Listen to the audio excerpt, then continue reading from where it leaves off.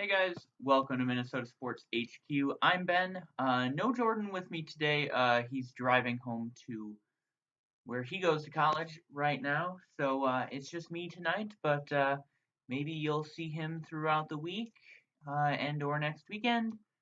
We'll see how it all plays out. But pretty busy day in Minnesota sports. We had the Twins playing the Rays. That's in preseason action. We had the Gophers basketball playing Purdue, who is number 9 in the country. And we had a very entertaining game between the Minnesota Wild and the San Jose Sharks. Now let's get straight into it. We are going to start off with the Twins taking on the Tampa Bay Rays today. And not just the game for the Twins today that made a big impact. The Twins signed one of Tampa Bay's players to a 1-year, $6.5 million contract. We signed Logan Morrison, who is a first baseman.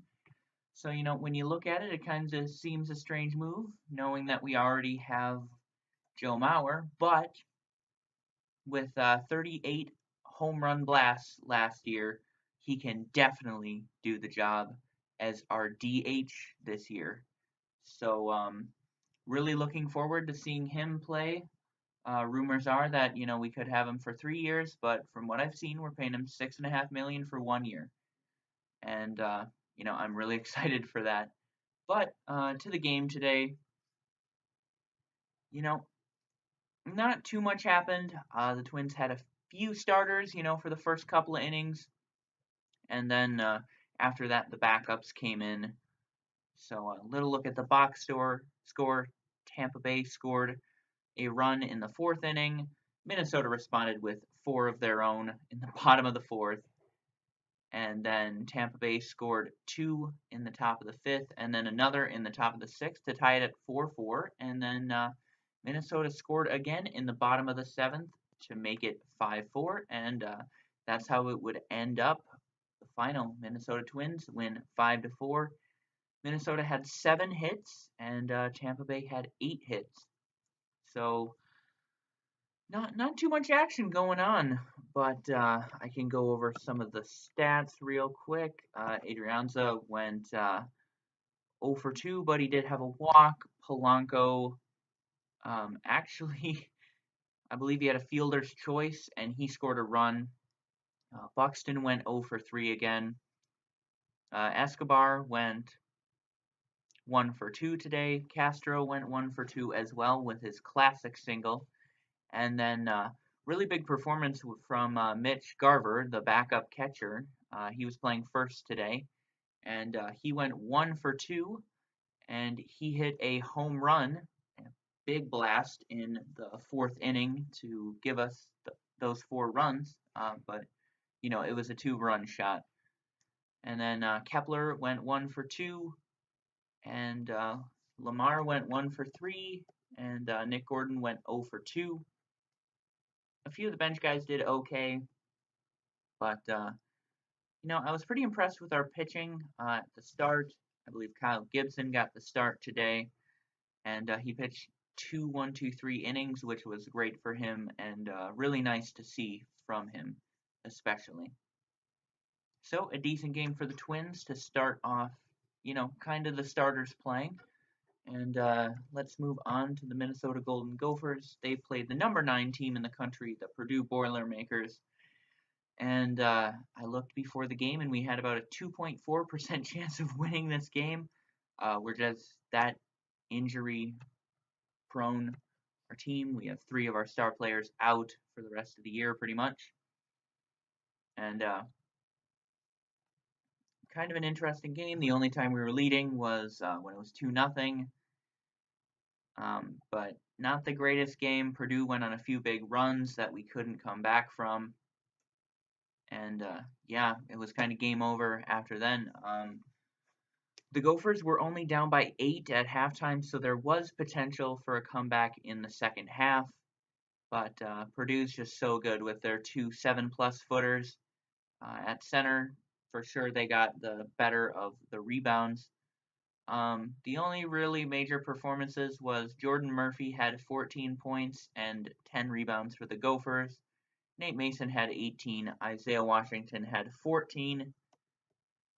And then, of course, on Purdue, Dakota Mathias had 25 points. Carson Edwards had 18. Haas had 13. And, of course, Vincent Edwards had 10. So they're a strong team. I'd watch out for them in the tournament this year. And now we'll look at what that does to the standings in the Big Ten. Well, it puts us at 4-14, and that's in conference, and that's not great. We finally fall below 500. We're 15-16, which is absolutely awful. And I mean, considering I believe we started 12-3 and we were probably 14 in the country, 14th. I mean, kind of a look ahead to the Big Ten tournament. It looks like we're going to be playing in the first round against Iowa, Illinois, or Rutgers, depending on what happens in the soon.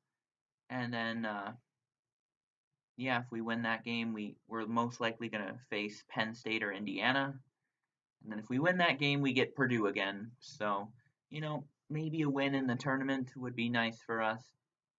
But other than that, the season's pretty much over. One thing I wanted to mention was, the Olympics are finally over. Some huge stories involved. Obviously, USA men's curling got gold, women's hockey got gold. A few things were kind of unexpected. Like we didn't really do too well in men's hockey. We didn't really do well. Granted, we weren't expected to do well in men's hockey, but the women really carried us this year in the Olympics. So many medals. But yeah, that's how it goes. And actually, we're actually nearing the time where March Madness comes for college basketball. So I think we're going to do a video on some tips and tricks for when you're doing your bracket. And then we're going to make our brackets live on camera for you guys to see. So that should be very interesting for sure. And last but not least, let's move on to the Minnesota Wild. They played the San Jose Sharks today, and a very entertaining game. San Jose leapt to an early 2-0 lead. The Wild pulled it back to 2-2, and then it went to overtime, and Spurgeon got the game winner. So it was a great game from the Wild.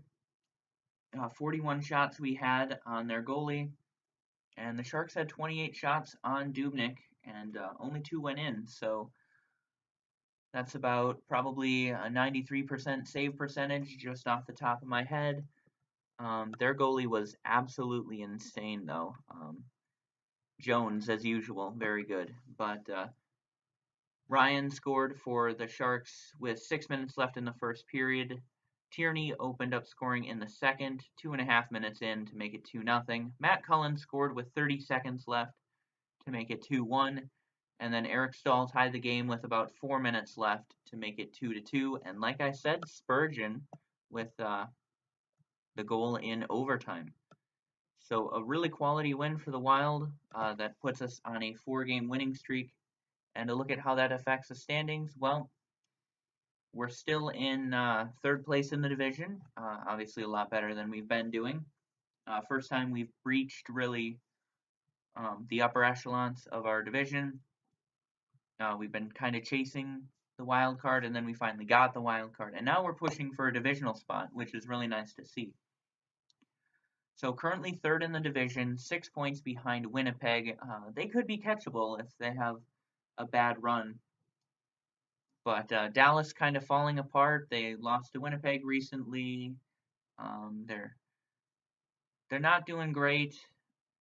Calgary moves into the second wildcard spot ahead of St. Louis, who are absolutely awful recently. 3-6-1 in their last 10. Just got swept by Nashville, probably with an aggregate score of 10-1 maybe. And Minnesota plays them next, so I'm very excited for that. Also in the hunt, the Los Angeles Kings and the Colorado Avalanche. Could make a decent run in the wild card, but it looks like Minnesota's pretty close to wrapping up a playoff spot here. There's only 20 games left in the season, and we're pretty much 5 points clear of the wild card spot, which is really nice to see. So I really hope that continues. Obviously, we've been great at home. We're playing a weak St. Louis team next, so I'm looking for that to continue. I hope you guys enjoyed the video. Please like and subscribe for more. Gonna try and upload daily. Just depends how college goes. And hopefully Jordan will be back on the channel soon. Hope you all have a great night, and we'll talk to you later.